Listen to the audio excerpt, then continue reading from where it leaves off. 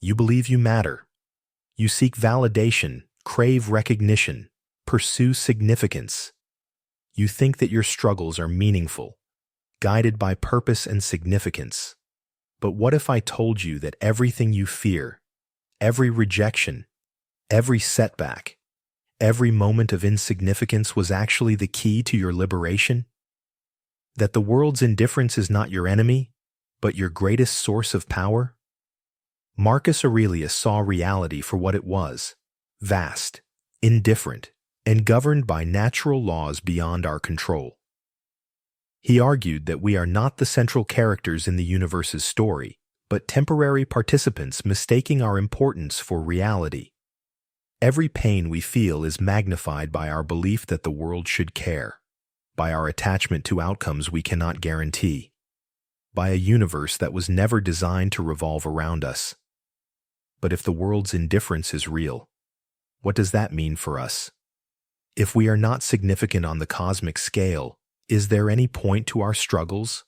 And more importantly, can we find not just peace, but tremendous power in a world where we were never truly the center? This is the brutal reality of detachment, a truth most people spend their lives avoiding. Let's break it down. Significance feels essential. Every day we seek affirmation, social validation, career success, personal recognition. We believe we are important, that our contributions matter, that our existence has inherent meaning.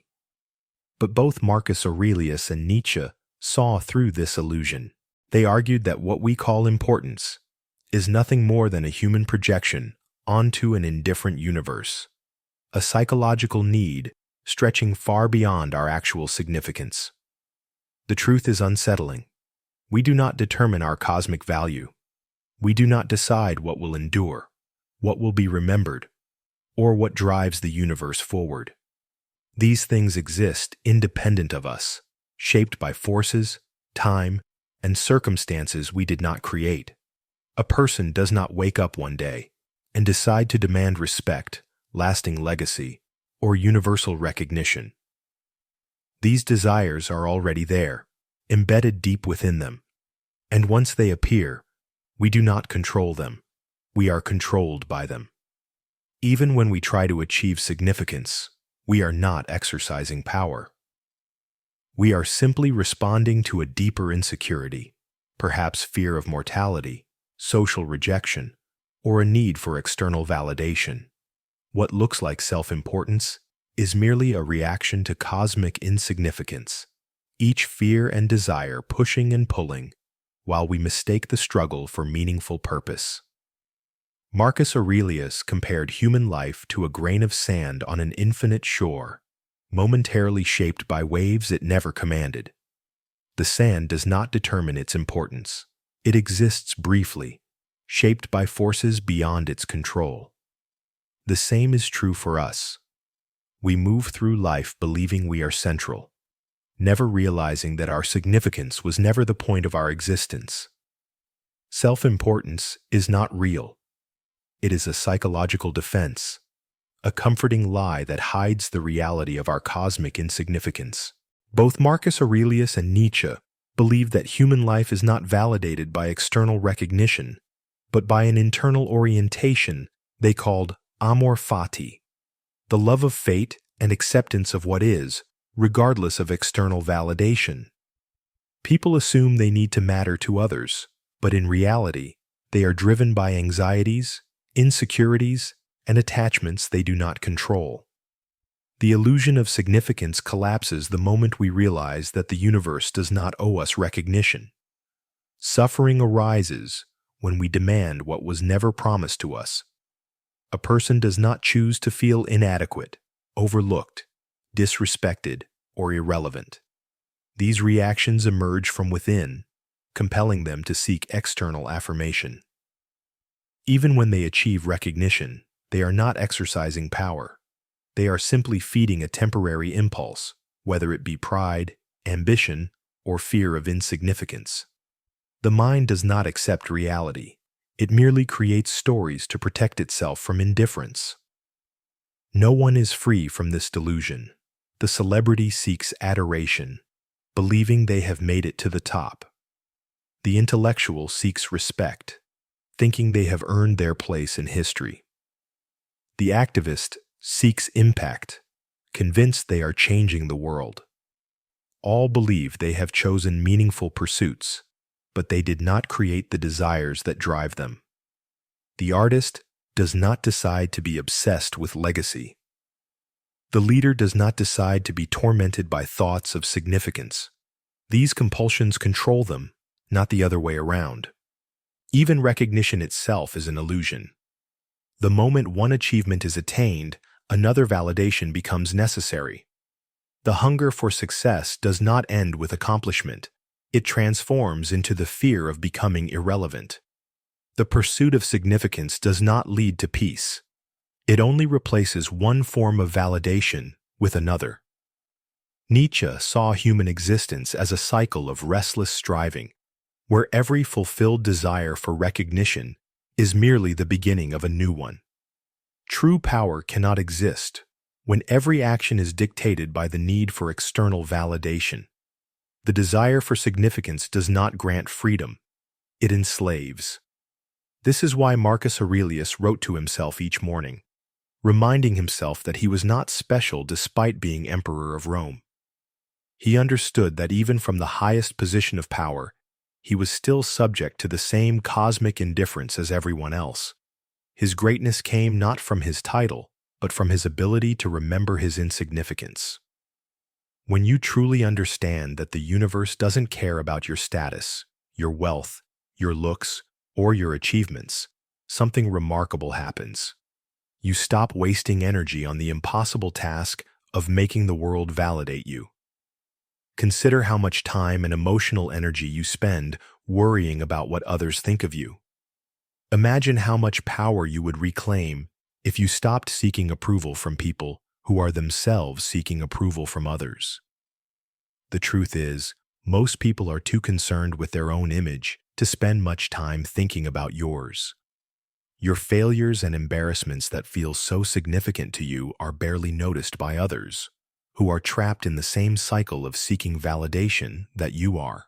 Even if a person could break free from their own need for recognition, they would still be trapped by something greater. Society. From birth, we are shaped by invisible forces, status hierarchies, success metrics, cultural definitions of worth, all of which dictate how we measure ourselves. Marcus Aurelius saw this as another layer of illusion, a system that convinces people they must matter while quietly controlling every aspect of their self-worth. No one chooses the value systems they are born into, the metrics of success they inherit, the standards by which they're judged. The very concept of significance and insignificance, all of it is inherited, not chosen. A person may believe they have formed their own measures of worth, but these ideas are molded by culture, by family, by the era in which they live. A Roman emperor, a modern influencer, and an ancient philosopher all seek different forms of validation, not because they freely chose these aims, but because they were shaped by forces outside themselves. Even rejection of social validation is not true detachment. A person who claims not to care about social approval is still reacting to it, still defining themselves in opposition to something else. They may think they have escaped, but their identity is still tethered to the system they reject. The corporate executive chasing status and the monk renouncing worldly recognition are both responding to forces they never truly controlled. Nietzsche believed that society does not create independent individuals, it manufactures them. Each person is a product of the world they were born into, programmed by invisible rules that dictate their ambitions, fears, and limitations. True detachment, if it existed, would mean being able to step outside of these influences entirely. But this is impossible. No one evaluates themselves in a vacuum. No one acts without cultural context. And so, another illusion falls away. We are not independent. We are conditioned to seek validation. This conditioning runs so deep that we mistake social values for natural laws. We treat money, fame, power, and beauty as if they have objective worth, forgetting that these are human inventions, agreements we've collectively made. In ancient Rome, physical strength and military prowess were primary values. In medieval Europe, religious piety determined your worth. Today, we worship wealth, influence, and attention. None of these systems is more real than the others. They are all human constructions that feel natural to those born within them. Nietzsche called this the transvaluation of values, the recognition that what we consider important is arbitrary and changeable. What seems vital today may be forgotten tomorrow. The celebrities we idolize now will be unknown in a century. The problems that consume us will seem trivial to future generations. Even our greatest achievements will eventually be eroded by time. This isn't pessimism, it's liberation. When you realize that the metrics by which you judge yourself are not cosmic laws, but temporary cultural agreements, you gain the freedom to define success on your own terms. People believe they are in control of their self-worth. They take pride in their accomplishments, their status, their recognition, as if these things define them, as if they have carefully constructed their significance from the ground up. But Marcus Aurelius argued that identity is not something we shape. It is something that happens within a brief cosmic moment. A person does not choose their circumstances. Some are born privileged, others disadvantaged. Some are naturally gifted, others struggle for every achievement. These conditions emerge long before conscious choice, dictated by birth, opportunity, and historical context. A child does not decide to be talented or ordinary, recognized or overlooked, advantaged or disadvantaged. These aspects of identity form before they can even comprehend them.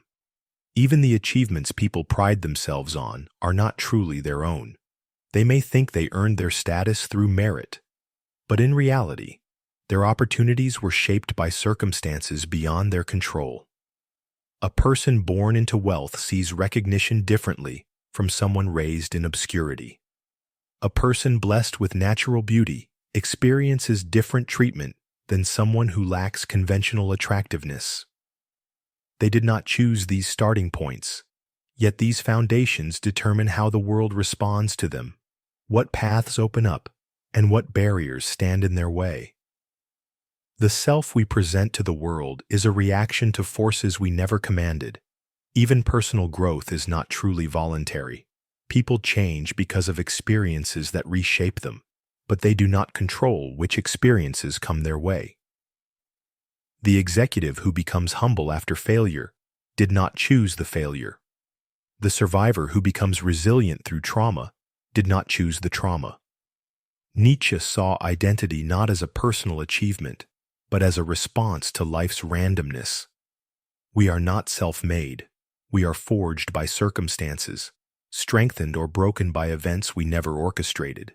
This is particularly true of how we handle the world's indifference.